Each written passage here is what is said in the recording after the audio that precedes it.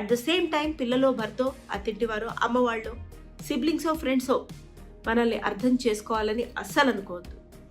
ఎవరికి ఏ కష్టం ఏ సమస్య చెప్పుకోవద్దు.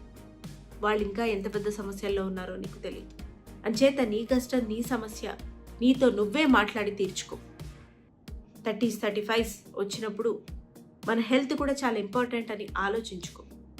బయట ఎక్సర్సైజ్ చేయి, ఇంటి పని ఎక్సర్సైజ్ కాదు. డాక్టర్స్ కూడా చెప్తున్నారు ఇది.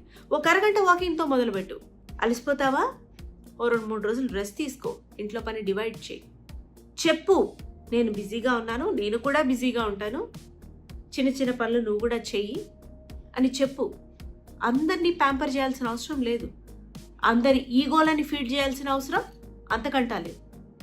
Tell, talk, speak, be unapologetic, be real, be you. Toxic పీపుల్ని కట్ చేయి. ఇబ్బందిగా ఉంది, వాళ్ళతో నీకు కరెక్ట్ కుదరట్లేదు, వదిలే, మాట్లాడకు. ఎంతకన్నా ఎక్స్ప్లెయిన్ చేస్తావు? ఎన్ని సంవత్సరాలు ఎక్స్ప్లెయిన్ చేస్తావు? ఒక మదర్గా నీ పిల్లలకి అన్నీ నువ్వు చేయాలనుకుంటావు, తప్పు కాదు అది. కానీ అన్నీ నువ్వు చెయ్యలేవు, ఇది నిజం. ఏం చేయగలవో ఆలోచించు. ఆనందంగా ఉండడం ఇంపార్టెంట్. మనం ఆలోచించండి, పిల్లలుగా ఉన్నప్పుడు మన అమ్మ మన కోసం ఎంత కష్టపడి చదివించింది, ఎంత ప్రోటీన్ మీల్ పెట్టింది, మన నాన్న మన కోసం ఎంత కష్టపడ్డాడు. ఈ అంశాల కంట వాళ్ళు మనతో హ్యాపీగా స్పెండ్ చేసిన మూమెంట్స్ మనకి ఇప్పటికీ గుర్తొస్తాయి. మనం పేరెంట్స్గా మన పిల్లలకి ఇవ్వాల్సింది అటువంటి హ్యాపీ మూమెంట్స్ అని గుర్తుపెట్టుకోండి. పిల్లలకి మనం ఏది ఉన్నా ఇవ్వలేకపోయినా టైం ఇవ్వాలి, అది గుర్తుపెట్టుకోండి.